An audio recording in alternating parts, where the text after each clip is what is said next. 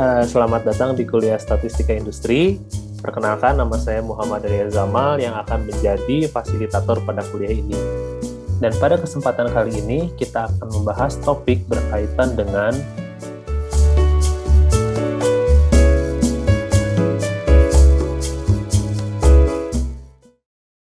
pembahasan analisis variansi atau percobaan satu faktor. Untuk bahasan pada hari ini, kita akan kurang lebih akan mencakup 4 materi umum, jadi percobaan satu faktor terrandom, kemudian analisis lanjutannya ini yang 3 dan 4, kemudian ada satu percobaan lagi yaitu percobaan satu faktor dengan blok. Oke, dahulu. Nah, pada materi sebelumnya, terutama pada materi pengujian hipotesis, kita diminta untuk melakukan pengujian, misalnya pengujian suatu rataan. Dan untuk pengujian rataan itu, kita biasanya diberikan suatu masalah, dengan masalahnya tersebut kalian hanya dibatasi untuk menguji rataan 2 populasi. Misalnya gitu ya, kalau misal kalian masih ingat salah satu soal ujian itu kalian diminta untuk menguji atau untuk memberikan kesimpulan terhadap rataan 2 pipa gitu ya. Ada pipa A dan pipa B. Nah, kalau misalnya kalian hanya melakukan proses pengujian atau uji beda dari 2 populasi yang ingin kalian uji di sini, tentunya kalian bisa menggunakan uji T misalnya ya, uji dengan statistik T ya, tergantung nanti bagaimana kondisi si pipa data dari pipa A dan pipa B tersebut, atau kalian menggunakan uji Z juga tidak ada masalah, tergantung tadi kondisi dari masing-masing permasalahannya. Nah, namun demikian pertanyaannya, kalau misalnya kalian diminta untuk melakukan proses pengujian, apakah ada perbedaan rataan untuk 3 populasi, misalnya kita tambah dengan pipa C, nah ini penyelesaiannya seperti apa? Tentunya untuk uji rataan, kita kemarin memiliki H0-nya itu adalah mu1 kurangi mu2 saja kan? Tidak pernah kita memiliki suatu hipotesa awal bahwa di sini ada mu1 kurangi mu2 dan kurangi misalnya mu3. Nah, ini tidak ada. Nah, tapi dalam kondisi realnya tentunya kita tidak hanya akan membandingkan 2 kejadian saja atau 2 populasi saja gitu. Nah, maka dari itu di sini timbullah pertanyaan gitu, bagaimana kalau misalnya ya kita ingin menjawab suatu pertanyaan saat kita ingin mengetahui apakah ada perbedaan, misalnya di sini perbedaan rataan usia harapan hidup di 34 provinsi. Nah, otomatis di sini kalian harus membandingkan populasi yang ada di masing-masing provinsi, kemudian kalian bandingkan sebanyak 34 gitu. Nah, hal ini tentunya tidak akan bisa dijawab oleh pengujian yang kalian lakukan pada sebelum UTS. Nah, salah satu cara untuk melakukan proses uji untuk populasi yang lebih dari 2, kita melakukan suatu proses atau suatu prosedur yang disebut dengan ANOVA atau analisis variansi. Atau bahasa Inggrisnya adalah analysis of variance. Di mana di sini kalian melakukan suatu prosedur untuk menentukan apakah ada perbedaan antara rata-rata populasi. Nah, ini. Jadi ketika nanti di ANOVA yang akan kita lakukan analisis adalah variasi dari sampelnya tersebut gitu. Karena gini, ketika kita melakukan proses pencarian data gitu dari 34 provinsi, ada provinsi pertama, provinsi kedua, sampai provinsi ke-34. Nah, di sini tentunya setiap provinsi memiliki istilahnya itu adalah masyarakat atau orang yang hidup di provinsi tersebut. Misalnya orang pertama, orang kedua, orang ketiga, sampai 10. Kalian melakukan sampling sebanyak 10 orang. Nah, di sini kalian ketahui misalnya dari usia rataan, atau misalnya kalian dapat dari data kependudukan gitu.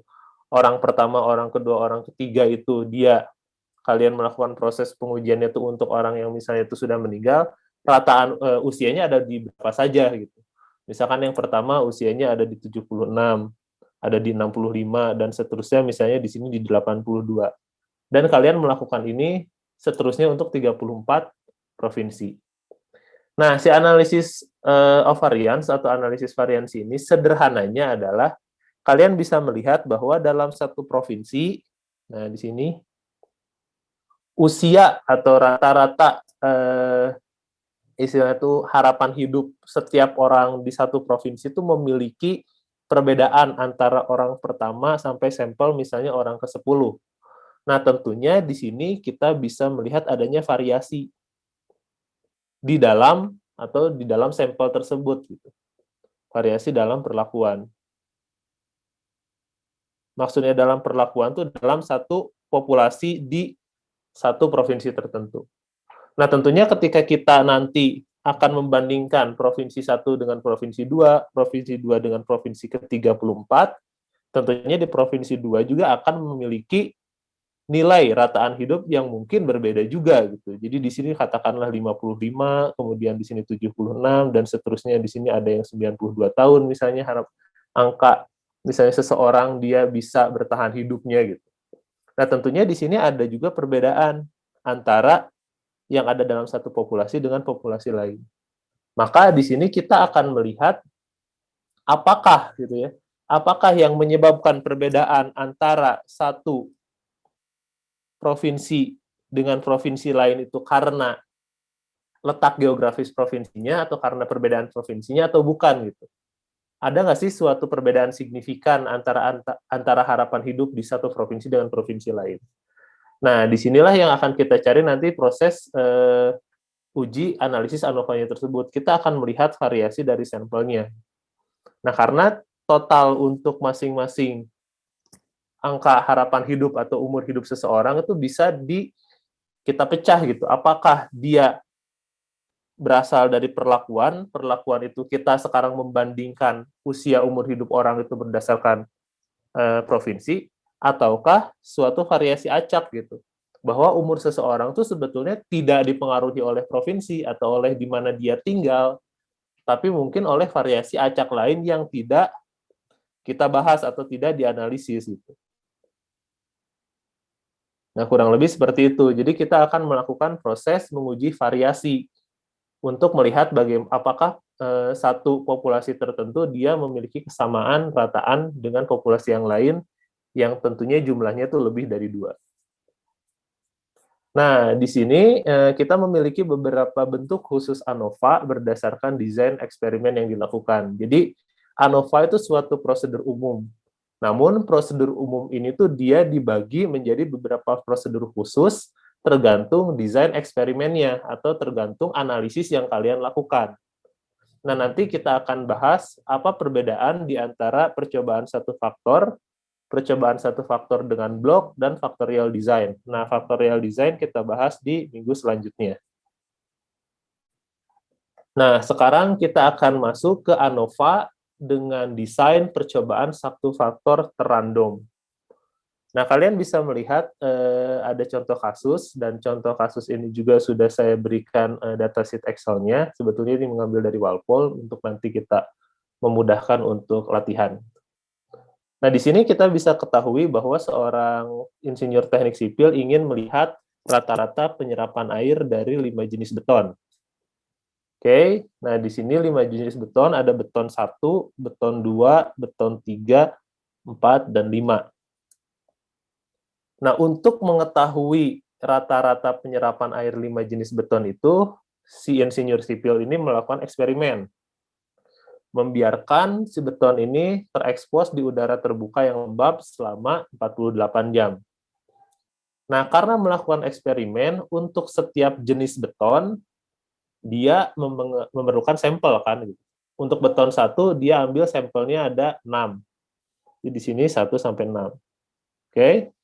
Kemudian diambil datanya selama 48 jam tersebut, berapa air yang terserap dalam beton. Maka nilai 551 sampai 679 ini merupakan data penyerapan. Nah, di sini kalian ingin mengetahui apakah ada perbedaan rata-rata penyerapan air antar jenis beton.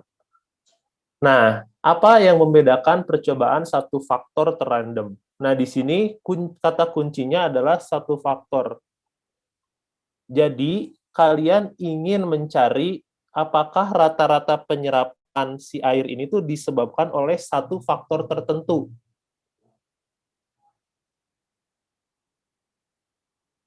Di mana faktor ini kita ketahui atau yang ingin kita uji adalah faktor jenis beton. Nah, oke. Nah, ini yang disebut dengan satu faktornya tuh di sini. Kalian ingin mengetahui, ini si beton tuh ada perbedaan rata-rata nggak sih? Ketika ada atau misalnya tidak ada, kalian ingin tahu apa yang menyebabkan perbedaan rata-rata penyerapan airnya. Kalian menduga yang menyebabkan rata-rata penyerapan airnya beda adalah faktor jenis beton. Maka kalian ingin menguji jenis beton yang seperti apa yang memberikan penyerapan air yang paling rendah atau paling tinggi misalnya. Maka kalian lakukan eksperimen untuk menguji setiap jenis beton. Nah, maka jenis beton ini kalian uji dengan 5 perlakuan yang berbeda. Ada beton 1, beton 2, 3, 4, sampai 5. Nah, 5 jenis beton ini disebut dengan perlakuan atau treatment gitu. Kurang lebih seperti itu. Dan hasil yang ingin kalian dapatkan adalah data penyerapan, yaitu nilai 551 sampai 679 ini yang disebut dengan respon. Oke. Nah, kenapa disebut dengan random atau completely randomized design? Nah, jadi kalian melakukan prosesnya itu random. Maksudnya random di sini kalian mengambil sampelnya itu sampel yang random dari beton jenis 1, kurang lebih seperti itu. Nah, intinya ini untuk percobaan satu vektor terrandom. Nah, sehingga tadi untuk percobaan ini kalian harus mengetahui beberapa faktor-faktor atau terminologi penting. Yang pertama gitu, adalah masalah karena kita berbicara percobaan satu faktor, kita harus tahu faktor itu apa. Faktor itu adalah variabel independen atau variabel yang terkontrol. Nah, untuk si faktor ini tadi contoh kualitatif jenis beton. Bisa ngasih contoh nggak kalau faktor apa yang bisa diklasifikasikan terhadap faktor kuantitatif untuk analisis of variance yang percobaan satu faktor. Nah, sekarang saya mau memberikan contoh kalau misalnya kuantitatif. Kuantitatif misal kalian ingin membuat kue gitu. Nah, atau membuat cookies katakanlah ya. Nah, cookies yang enak menurut kalian adalah cookies yang lumer.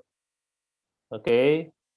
Nah, cookies yang lumer itu harus dimasak dalam suatu oven dalam suhu tertentu. Nah, maka kalian mengukur suhu berapa sih yang akan menyebabkan lumer. Nah, ini faktor gitu. Jadi, responnya adalah kelumeran yang mungkin kalian hitung dengan satu pendekatan kuantitatif tertentu, tapi untuk bisa mencapai tingkat kelumeran tertentu, kalian cari suhu yang pas gitu. Nah, maka faktornya itu suhu.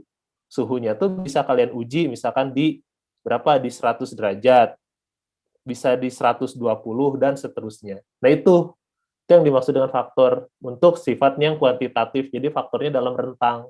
Jadi suhunya itu rentang 100 sampai 120. Oke, itu faktor. Nah, yang kedua terminologi yang penting tadi pada contoh kasus kita udah dibahas bahwa yang paling faktor untuk kasus yang sebelumnya adalah jenis beton. Nah, yang kedua di sini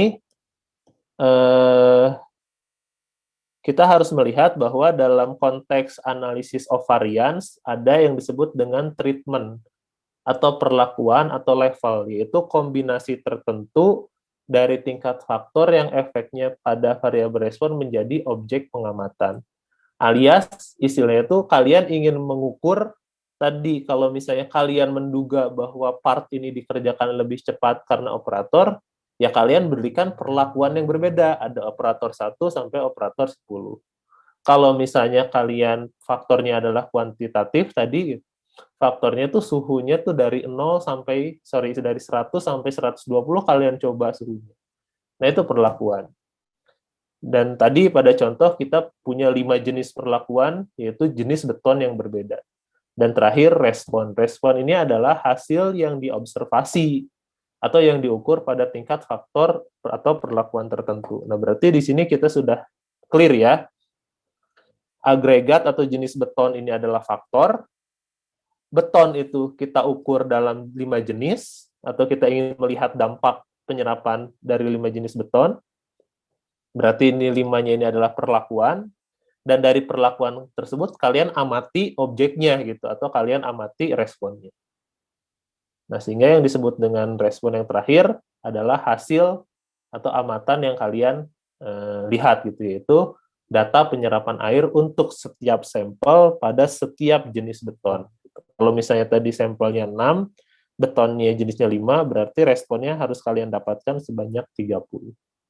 Baik, sampai sini ada yang mau ditanyakan dulu nggak? Karena sampai sini, ke depan saya akan berbicara pakai terminologi ini. Kalau kalian nggak ngerti apa yang disebut faktor perlakuan respon, ya nanti akan bingung ini tuh mengacunya kemana. Yuk, kita lanjutkan dulu. Nah, sekarang bagaimana percobaan satu vektor random atau completely randomized design itu dari sisi model matematisnya. Nah, tadi kita sudah melihat salah satu contohnya, dan untuk model secara umumnya adalah bahwa kalian atau kita akan memodelkan saat kita melihat apakah akan ada perbedaan antara satu populasi dengan populasi lain gitu ya, dengan populasi lain dari sisi tadi rataan gitu. Maka di sini untuk kalian bisa menyimpulkan adanya perbedaan atau tidak, kalian tentunya harus mengambil sampel. Gitu. Berarti kalian harus melakukan proses penyampelan. Nah, di sini setiap kasus nanti tentunya kalian akan melihat atau akan menganalisis ada beberapa populasi. Oke? Dan setiap populasi nanti kalian akan melakukan penyampelan sebanyak N. Kurang lebih seperti itu. Nah, kemudian dari sini kalian juga akan menentukan untuk percobaan satu vektor random ini tuh untuk K populasinya ini dia akan merepresentasikan satu kriteria faktor. Jadi harus satu kriteria faktor gitu. Faktornya itu contohnya tadi jenis beton. Nah, K populasi atau sebanyak populasinya tuh ya perlakuan. Contoh tadi kalau misalnya di awal tentang usia dan provinsi. Maka di sini faktornya itu adalah provinsi gitu. Jadi kalian menduga bahwa usia hidup seseorang itu ditentukan atau dipengaruhi oleh provinsi mana dia tinggal. Maka faktornya provinsi, perlakuannya ada 34 karena ada total 34 provinsi di Indonesia. Kurang lebih seperti itu. Jadi untuk semua kasus ini sudah generik. Nah, kemudian di sini kalian harus perhatikan asumsi-asumsi yang digunakan. Yang pertama, untuk setiap K populasi harus saling bebas dan berdistribusi normal dengan variansi yang sama. Oke, nah di sini kita memiliki dua term, yaitu distribusinya harus normal, variansinya harus sama. Ini yang harus kalian perhatikan juga dari setiap kasus nanti ketika kita diskusi ya, bahwa pada ujian juga ada pertanyaan yang pasti nanti kalian diminta dulu, misalnya saya minta lakukan uji ANOVA. Nah, tapi kalian tidak diminta untuk melakukan uji asumsi, tapi di satu tahapannya pasti diminta uji asumsi. Nah, jangan lupa kita memiliki satu asumsi di sini bahwa distribusi normal. Nah, kalau misalnya kalian diminta untuk menguji asumsi, distribusi normal diuji dengan goodness of fit. Jadi kalian datanya lihat dan datanya kalian lakukan goodness of fit seperti biasa. Kalian buat histogramnya, kalian bagi kelas, dan seterusnya sampai uji chi-square. Nah, kemudian di sini variansi sama. Bagaimana cara menguji variansi sama? Nanti akan kita bahas pada materi setelah ini, gitu, pada bahasan selain. Oke, dan nah, saling bebas ini dia harus random. Nah, uji kerandoman tuh bisa dibahas juga nanti di pertemuan uji non-parametrik ini namanya. Ini uji non-parametrik. Nanti di sini kita bahas variansi sama tuh disebut ujinya tuh Bartlett yang tadi di awal sudah kita singgung, dan atau uji Kohran.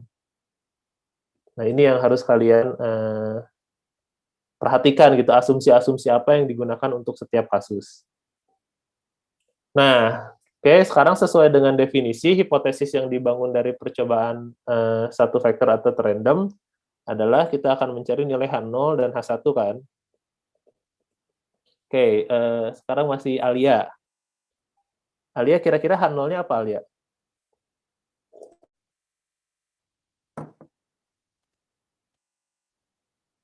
Halo, Alia?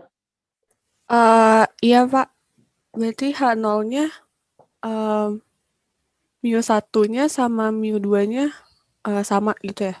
Mu 2. Tapi di sini ANOVA bedanya tadi dengan uji beda pada materi sebelumnya, populasinya ada berapa? Ada K populasi, berarti mu-nya Berarti, sama sampai mu K gitu ya? oke, betul. Berarti mu 1 sama dengan mu 2 sama dengan mu K. Berarti semua rata-ratanya sama. Berarti Iya, H1-nya apa? H1-nya semuanya nggak sama. Nah, ini hati-hati. Bukan Eh, semuanya nggak sama. Kira-kira apa yang lebih tepatnya?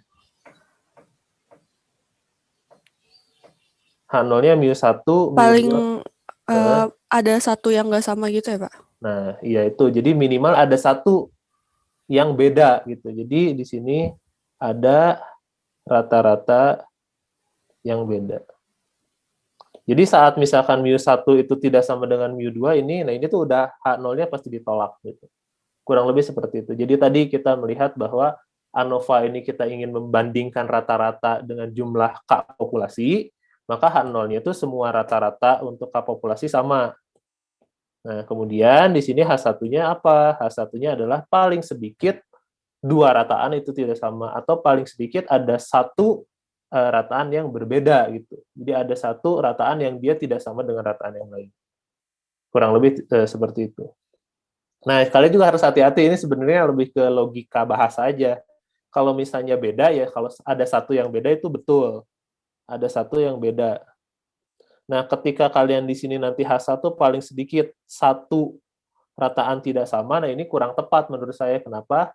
Karena kalau misalnya tidak sama harus ada pembanding kan gitu. Samanya dengan siapa gitu. Maka paling sedikit dua rataan tidak sama. Berarti dibandingkan antara satu sama lain itu tidak sama. Itu masalah bahasa aja. Tapi secara logika tuh yang paling penting tadi, ketika H1-nya di sini, H0-nya itu adalah semua rataan sama, berarti H1-nya itu saat minimal ada satu yang beda pun, itu udah ditolak. Oke? Nah, lalu di sini bagaimana model matematisnya? Nah, model matematisnya adalah ditulis dengan persamaan YIJ sama dengan mu I ditambah epsilon IJ. Jangan bingung dulu. Yang disebut dengan YIJ ini adalah data observasi sampel I, perlakuan, bukan sampel I, perlakuan I dan sampel ke J. Oke. Jadi YIJ ini adalah data observasi untuk perlakuan ke I sampel J. Nah, jadi misalnya kita lihat di sini, nilai 551 ini adalah Y11. Jadi, nilai yang dihasilkan dari perlakuan ke satu sampel pertama. Kurang lebih seperti itu. Oke, untuk ini. Nah, sekarang mu I itu apa? Mu I itu adalah rata-rata perlakuan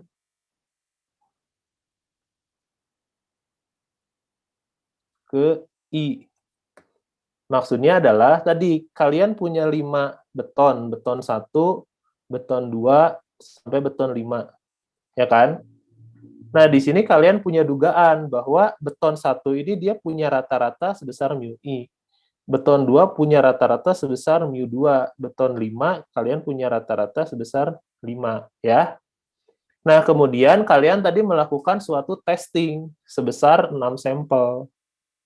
Nah, tentunya 6 sampel ini tuh ketika kalian expose beton itu tuh di suatu udara terbuka, sebentar ada chat.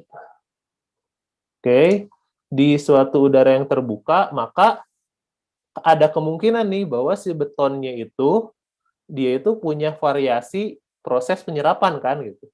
Nah, maka di sini ada epsilon IJ. Epsilon IJ itu adalah variasi acak atau sumber kerandoman lah ya. Gitu. Nah, jadi di sini masuk akal bahwa YIJ data observasi ke perlakuan I sampel ke J itu merupakan rata-rata dari si beton ini ditambah dengan suatu kerandoman tertentu. Nah, kurang lebih seperti itu. Jadi untuk persamaannya gitu. Oke. Bentar, saya hapus dulu. Jadi intinya itu. Jadi kalau misalnya kalian melakukan proses pengujian, maka untuk setiap pengujian itu tuh dia pasti memiliki rata-rata penyerapan air. Nah, karena kalian melakukannya dalam beberapa sampel, ya otomatis sampelnya itu tidak akan semua memiliki data yang sama. Pasti ada kerandoman. Karena penyerapan beton bisa aja nggak disebabkan oleh betonnya kan, tapi disebabkan oleh hal lain. Entah itu misalnya posisi yang tidak kalian bahas pada eksperimen kalian. Nah, maka di sini nilai epsilon IJ juga sama atau istilahnya itu kalian bisa analogikan juga dengan kerandoman yang disebabkan oleh model regresi gitu. Jadi ketika minggu lalu dan 2 minggu lalu kita membahas masalah regresi, nilai regresi juga nilai Y sama dengan alfa ditambah beta X ditambah epsilon. Nah, nilai epsilon ini juga sama, nilai kerandoman yang tidak kalian lihat pada model kalian. Nah, sekarang untuk nilai mu I ini biasanya itu tuh diurai. Kenapa diurai? Karena tadi kalian kan punya 5 beton, beton 1 sampai beton 5. Nah, sebetulnya kan ini ya beton-beton juga gitu. Maka si nilai mu I-nya tuh biasanya diurai untuk menjadi nilainya tuh mu-nya saja.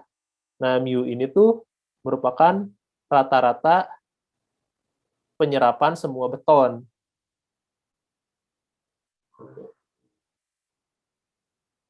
Nah, kemudian kan tadi ada beton 1, beton 2, sampai beton 5, yang mungkin ada perbedaan daya serap berdasarkan jenis beton. Nah, efek perlakuan yang beda beton itu dilambangkan dengan alfa I. Jadi si mu I ini, nah, kalian urai rata-rata penyerapan beton semua ditambah efek karena dia punya jenis beton yang lain gitu, yaitu si alfa I ini. Nah, kemudian ditambah dengan epsilon IJ, masih epsilon IJ itu adalah kerandoman. Nah, sehingga di sini nilai mu adalah grand mean alias rata-rata penyerapan untuk semua beton. Dan alfa I adalah efek perlakuan untuk setiap perlakuan ke I. Maka hipotesa yang tadi apakah rata-rata sama, sebetulnya yang kita ingin coba cek secara detail adalah apakah benar alfa I ini tuh atau di sini tuh adakah efek dari perlakuan ke I tersebut. Kurang lebih seperti itu. Kalau misalnya nggak ada efek sama sekali, maka nilai alfanya itu sama dengan 0. Oke. Kalau misalnya ada efek, ya tentunya minimal 1 alfa itu nilainya tidak 0. Nah, kurang lebih seperti itu.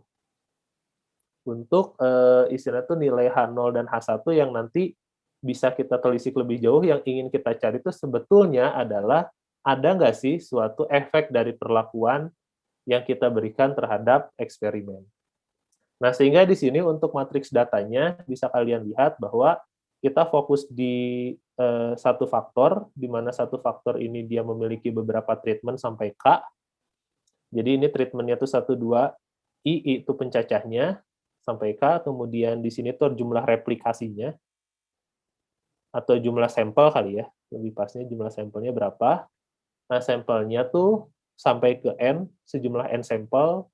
Kemudian di sini ada total. Nah, total ini ya total untuk masing-masing perlakuan. YI titik itu berarti perlakuan untuk satu nilai perlakuan ke satu. Kemudian minnya berapa. Nah, ini kemudian lalu ada model statistik yang tadi kita bahas dan masing-masing artinya untuk setiap variabel yang ada. Oke.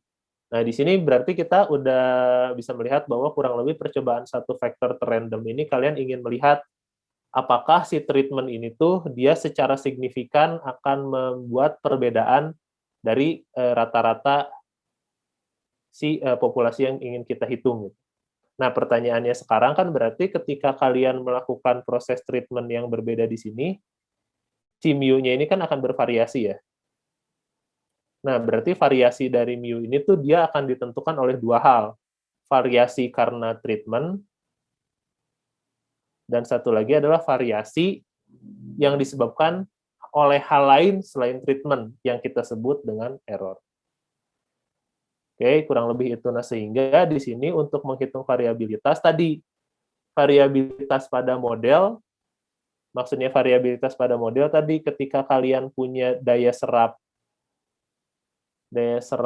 air dari beton, misalkan nilai Y11, nah nilai Y11 ini yang si 551 ini tuh kan dia berfluktuasi gitu dari si nilai yang sebetulnya atau rata-rata sebetulnya. Nah, fluktuasi dari rata-rata sebetulnya kan disebabkan oleh dua hal. Yang pertama disebabkan oleh treatment, yang kedua disebabkan oleh hal lain di luar treatment gitu. Contohnya tadi bisa posisi, bisa temperatur, bisa apapun juga selain si SSA atau si treatment ini. Oke. Nah, dan kemudian penjumlahan atau total variabilitas atau total fluktuasi nilai dari hasil eksperimen, nah itu merupakan penjumlahan SSA dan SSE menjadi sum square total atau total variabilitas. Kurang lebih seperti itu. Nah, maka di sini kita akan mendapatkan nilai masing-masing SST, SSA, dan SSE. Jadi sum square total, sum square treatment, dan sum square error. Di mana untuk masing-masing nilainya ini didapatkan dari, nah ini tuh nilai masing-masing data dari data respon dikurangi dengan di sini grand mean. Jadi rata-rata untuk semuanya. Nah, ini untuk sum square total. Jadi total variabilitas data yang kalian miliki.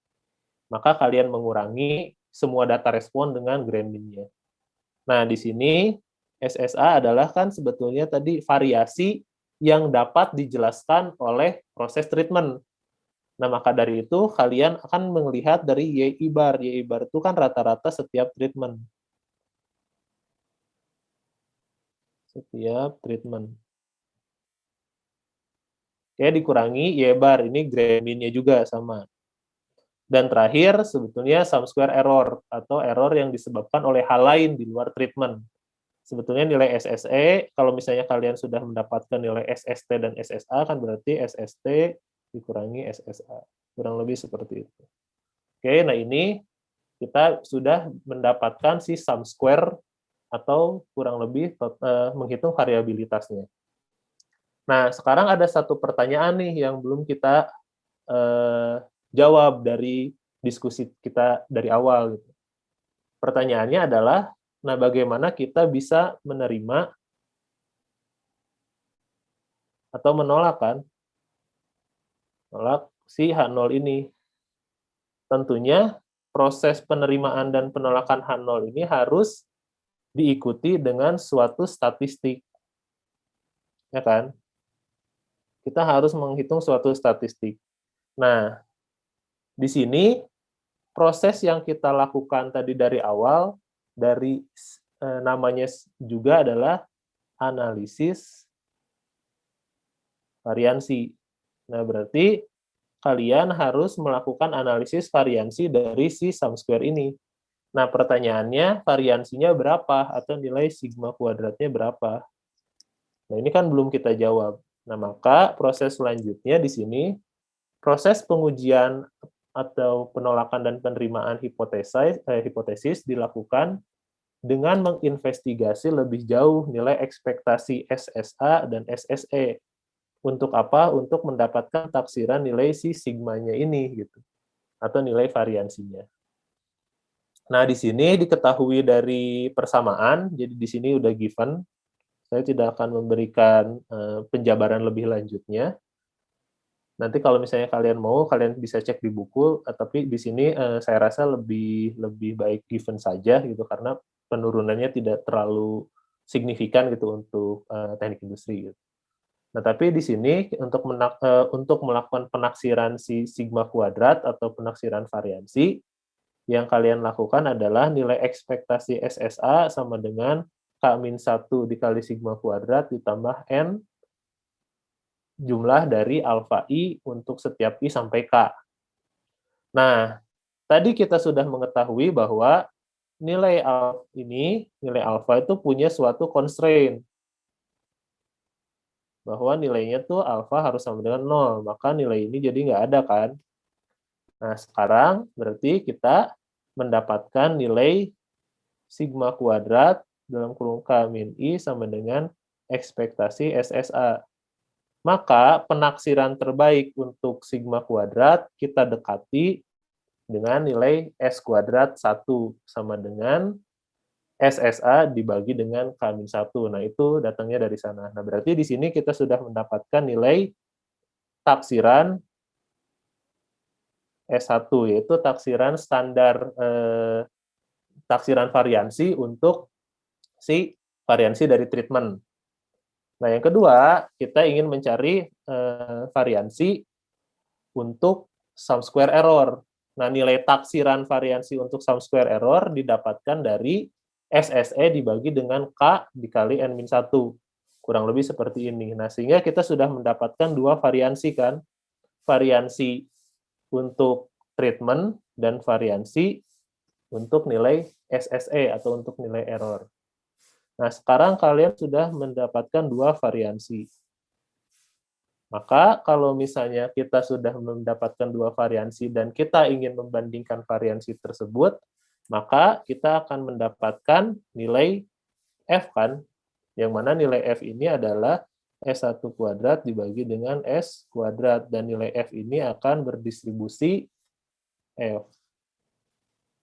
Nah, kurang lebih ini sama seperti yang kita sudah pelajari di minggu sebelum UTS gitu. Nah, maka tadi dengan demikian untuk menerima H0 atau menolak H0, pada kasus ANOVA kita akan mendapatkan nilai F.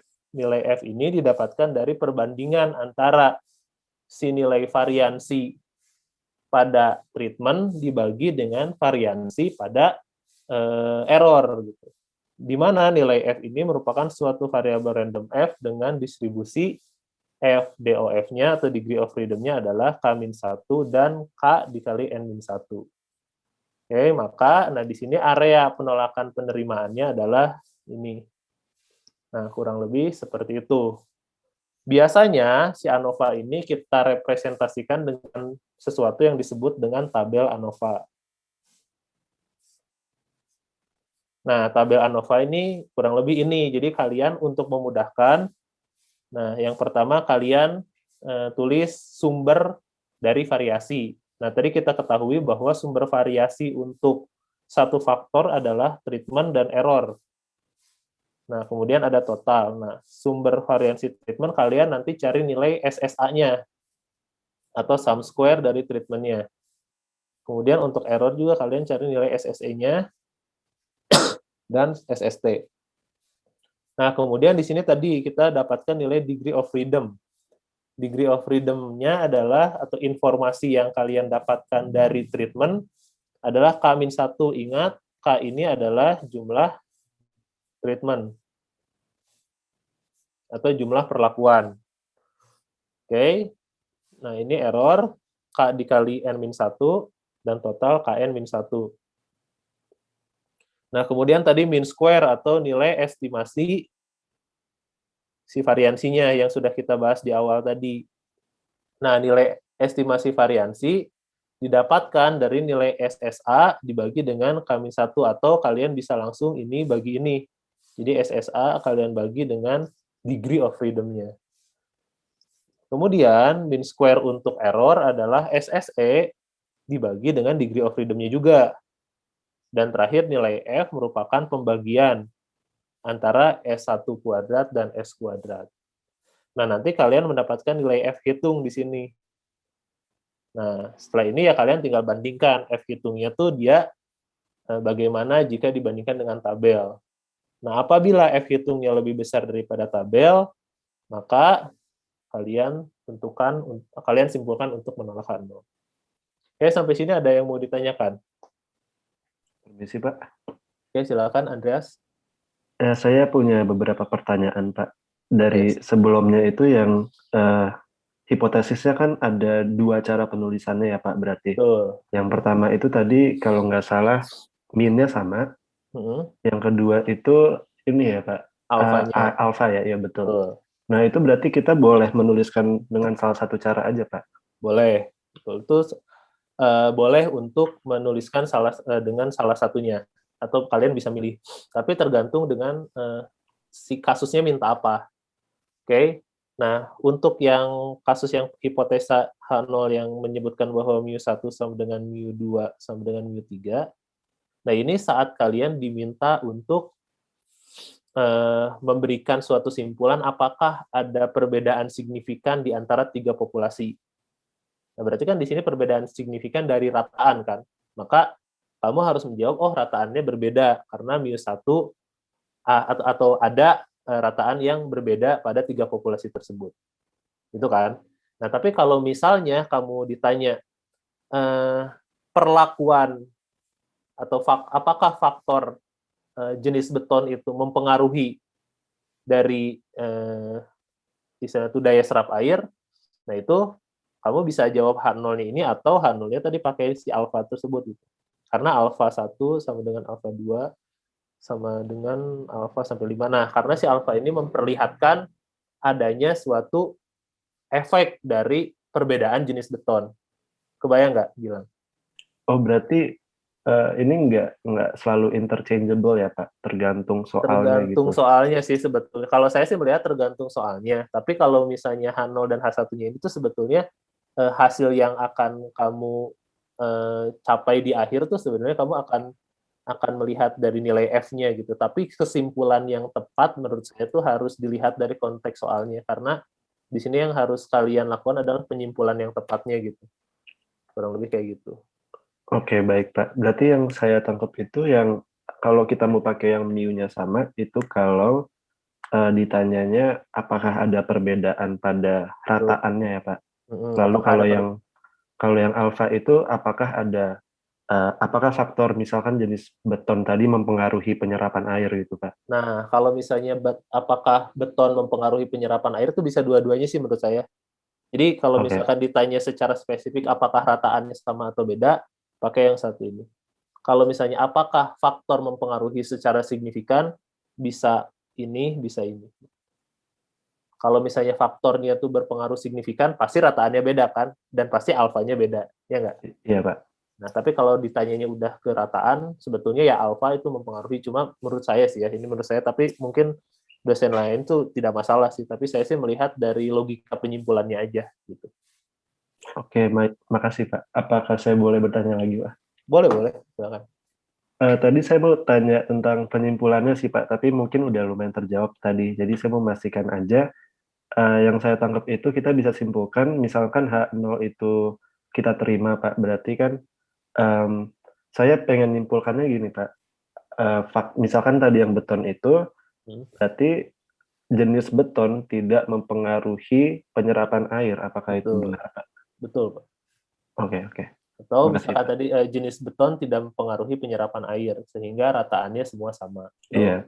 Rataan setiap jenis beton atau setiap jenis beton memiliki rataan yang sama untuk penyerapan air. Itu nggak masalah.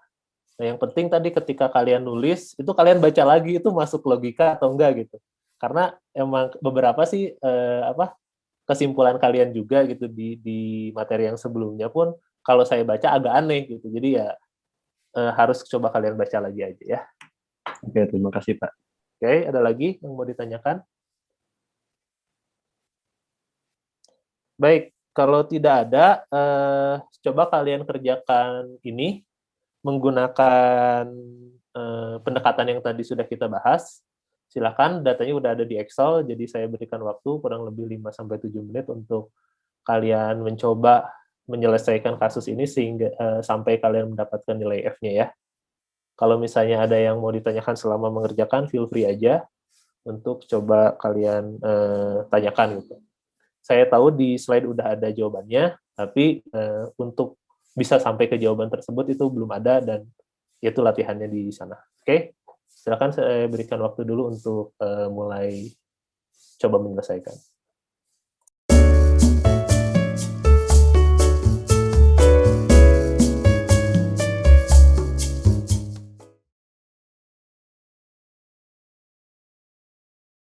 Ya, baik, kita lanjutkan kembali materinya. Oke, jadi bisa pakai dua cara ya, yang lain juga. Bisa pakai p-value, bisa pakai f-hitung, jangan digeser-geser dulu. Oh iya, sorry Pak. Kalau misalnya pakai f-hitung, kalian tadi dapat 2,7 batasnya, berarti nilai f-nya itu ada di 4,3, berarti di luar batas, sehingga ditolak. Kalau pakai p-value, tadi kalian nyari probabilitasnya, f dis rt dapat 0,008, sangat kecil, berarti kalian tolak juga 0. Nah, maka simpulkan gimana, Fik, kesimpulannya. Jadi kalian di akhir tuh penyimpulannya itu ada rataan jenis beton yang tidak sama, atau minimal 2 jenis beton tidak memiliki rata-rata penyerapan air yang sama. Oke? Nah, ini akhirnya gitu. Nah, nanti kalau misalnya kalian ngejawab mau langsung kayak gini juga ada masalah gitu. Tapi kalau misalnya di sini kalian sum square-nya salah ngitung gitu, dan saya nggak tahu cara ngitungnya, yaitu PR juga gitu. Baik, kuliah hari ini telah selesai. Kita akan bertemu pada segmen selanjutnya. Saya mengharapkan semua yang telah disampaikan pada segmen kali ini bisa kembali direview, dan pekerjaan-pekerjaan yang bersifat tugas atau latihan soal bisa kembali dikerjakan untuk memperdalam dari sisi pemahaman materi dari saudara sekalian.